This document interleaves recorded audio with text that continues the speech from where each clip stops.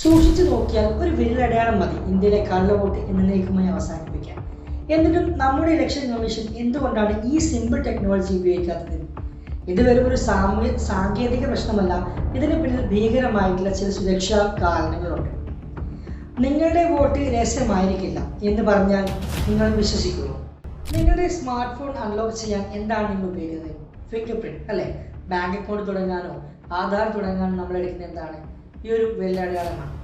ഇന്ത്യയിൽ ഡിജിറ്റൽ വിപ്ലവം കൊടുമ്പിരി കൊണ്ടിരിക്കുമ്പോഴും ഒരു വലിയ ചോദ്യം, എന്തുകൊണ്ടാണ് ഇലക്ഷൻ മെഷീനുകളിൽ നമ്മൾ ഈ ഒരു ഫിംഗർ പ്രിന്റ് ആക്സസ് കൊടുക്കാത്തത്?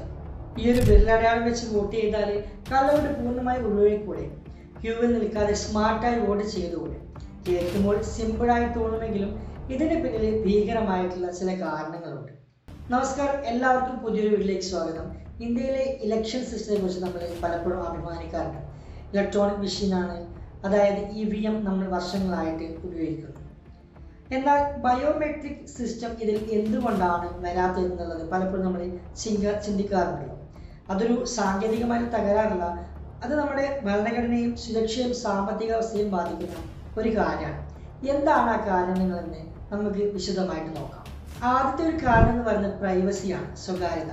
ഇന്ത്യൻ ഭരണഘടന അനുസരിച്ച് വോട്ട് എന്നത് സീക്രട്ട് ബാലറ്റ് ആണ്. അതായത് നിങ്ങൾ ആർക്ക് വോട്ട് ചെയ്തു എന്നത് മറ്റാരും അറിയാൻ പാടില്ല.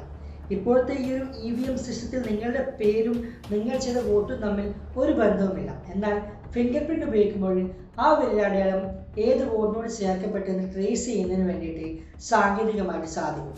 ഇത് വോട്ടിങ്ങിൻ്റെ രഹസ്യ സ്വഭാവം ഇല്ലാതാക്കും എന്നുള്ളതാണ് പ്രധാനപ്പെട്ട ഒരു കാര്യം.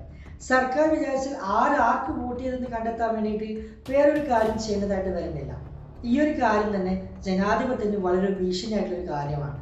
നിലവിലത്തെ EVM മെഷീനുകൾ മാറ്റി പുതിയ ബയോമെട്രിക് സിസ്റ്റം കൊണ്ടുവരാൻ വേണ്ടിയിട്ട് കോടിക്കണക്കിന് രൂപയുടെ അധിക ചെലവാണ് ശരിക്കും ഉണ്ടാകുന്നത്, അധിക ബാധ്യതയാണ് ശരിക്കും ഉണ്ടാവുന്നത്. അതാണ് ഏറ്റവും വലിയ ഗൗരവപരമായിട്ടൊരു പ്രശ്നം എന്ന് പറയുന്നത്. എല്ലാവരുടെയും വിരലടയാളം സ്കാനിൽ തെളിയണമെന്നും ഇല്ല.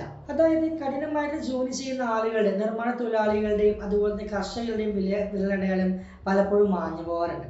അതുപോലെ തന്നെ അത്യാവശ്യം പ്രായമായിട്ടുള്ള ആളുകളുടെയും വിരലടയാളം വ്യക്തമാവാത്ത ഒരു സിറ്റുവേഷൻ ഉണ്ടാവാറുണ്ട്.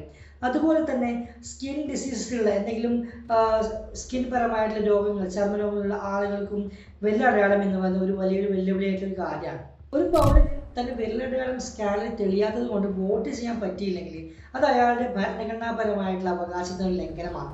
വോട്ട് ചെയ്യാൻ ആർക്കും തടസ്സം ഉണ്ടാവില്ലെന്നാണ് നമ്മുടെ നിയമം. ഫിംഗർ പ്രിന്റ് സ്കാൻ ചെയ്യാൻ ശരാശരി ഏകദേശം 10 മുതൽ 20 സെക്കൻഡ് എടുക്കാറുണ്ട് എന്ന് കരുതുക. ചിലപ്പോൾ വിരൽ വീണ്ടും നമ്മൾ വൃത്തിയാക്കി വെക്കേണ്ടതായിട്ട് വരും. ഇന്ത്യയിലെ ജനസംഖ്യ വെച്ച് നോക്കിയാൽ ഒരു വോട്ടർക്ക് 1 മിനിറ്റ് അധികം സമയം എടുത്താൽ പോലും ക്യൂവിൽ നീളം കിലോമീറ്ററുകളോളം ആയി മാറും. ഇത് പോളിംഗിന്റെ ശതമാനം കുറയാൻ വേണ്ടി കാരണമാകും. വെയിലത്ത് മണിക്കൂറുകളോളം നിൽക്കാൻ വയ്യാത്ത ആളുകൾ വോട്ട് ചെയ്യാതെ തിരിച്ചു മടങ്ങി പോകാനും ഇത് കാരണമാകുന്നുണ്ട്. പാസ്വേഡ് ഹാക്ക് ചെയ്യപ്പെട്ട് കഴിഞ്ഞാൽ നമുക്കത് മാറ്റാം. എന്നാൽ വിരലടയാളം ചേർന്ന് കഴിഞ്ഞാൽ എന്ത് സംഭവിക്കും? നമുക്കത് മാറ്റാൻ പറ്റത്തില്ലല്ലോ. സെൻട്രൽ സെർവറിലുള്ള കോടിക്കണക്കിന് ആളുകളുടെ ബയോമെട്രിക് ഡാറ്റ ഹാക്ക് ചെയ്യപ്പെട്ടാൽ അത് രാജ്യസുരക്ഷയെ തന്നെ ശരിക്കും ബാധിക്കും. ഫേക്ക് ആയിട്ടുള്ള ഫിംഗർ പ്രിന്റുകൾ ഉപയോഗിച്ച് സിസ്റ്റത്തെ കബളിപ്പിക്കാൻ കഴിയില്ലെന്ന് നമുക്ക് ഉറപ്പിച്ച് പറയാനും പറ്റത്തില്ല. അപ്പോൾ നമുക്ക് വരുന്നൊരു ചോദ്യം ഇതാണ്, നിലവിലെ സിസ്റ്റം എങ്ങനെയാണ് സുരക്ഷിതമാകുന്നത്? Physical ID verification. ഉദ്യോഗസ്ഥർ നിങ്ങളുടെ ID നേരിട്ട് പരിശോധിക്കുന്നുണ്ട്. ഒരിക്കൽ വോട്ട് ചെയ്ത് കഴിഞ്ഞാൽ മായാത്ത മഷി വിരലിൽ പുരട്ടുന്നു. ഇത് കള്ളവോട്ട് തടയാൻ ഏറ്റവും ലളിതവും ഫലപ്രദമായിട്ടുള്ള വഴിയാണ്. എങ്കിലും പലപ്പോഴും കള്ളവോട്ടുകൾ ചെയ്യുന്നതായിട്ട് കാണപ്പെടാൻ വേണ്ടി സാധിക്കുന്നുണ്ട്. നമ്മുടെ EVM മെഷീനുകൾ ഇന്റർനെറ്റുമായി ബന്ധിപ്പിച്ചിട്ടില്ല. അതുകൊണ്ട് തന്നെ ഹാക്കിങ്ങിന്റെ സാധ്യത വളരെ കുറവാണ്. ചുരുക്കത്തിൽ ടെക്നോളജി എത്ര വളർന്നു എന്ന് പറഞ്ഞു കഴിഞ്ഞാലും ജനാധിപത്യത്തിൽ ഓരോ വോട്ടും വളരെ വിലപ്പെട്ടതാണ്. ഒരാൾക്ക് പോലും സാങ്കേതിക കാരണത്താൽ വോട്ട് നിഷേധിക്കപ്പെടരുത് എന്നതാണ് ഇന്ത്യയുടെ നിയമം. ഭാവിയിൽ അഡ്വാൻസ് ആയിട്ടുള്ള iris സ്കാനിങ്ങോ മറ്റോ വന്നേക്കാം, പക്ഷേ ഇപ്പോൾ ഈ സിസ്റ്റം തന്നെയാണ് സുരക്ഷിതം. നിങ്ങൾക്ക് എന്ത് തോന്നുന്നു? ഇന്ത്യയിൽ ഫിംഗർ പ്രിന്റ് വോട്ടിംഗ് വേണോ? നിങ്ങളുടെ അഭിപ്രായം താഴെ കമന്റ് ബോക്സിൽ രേഖപ്പെടുത്താം.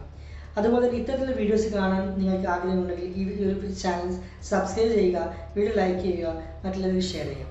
അപ്പോൾ അടുത്ത ദിവസം കാണുന്നവരെ sights B Sethulal signing off. By.